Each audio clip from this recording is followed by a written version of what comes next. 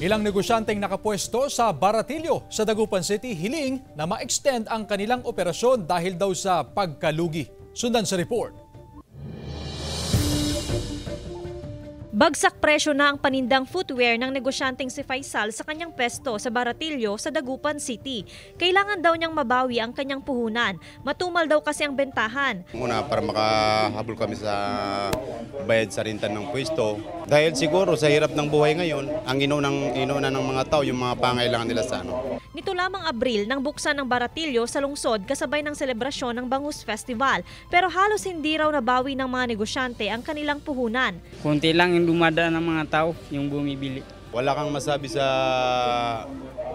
mga tenant ngayon dito sa Baratillo kung may panalo. Halos lahat. Hanggang July 15 na lamang ang operasyon ng Baratillo, pero hiling nilang ma-extend para makabawi man lang daw kahit papaano. Pero ayon sa Hermano Mayor, kinakailangan munang dumaan sa pagdinig sa Sangguniang Panlungsod ang kanilang hiling bago maaprubahan. Naiintindihan naman namin. Kaya lang nasa resolution 3 hanggang July 15 na. Kasama si Daryl Peralta, Joan Punsoy, One North Central Luzon.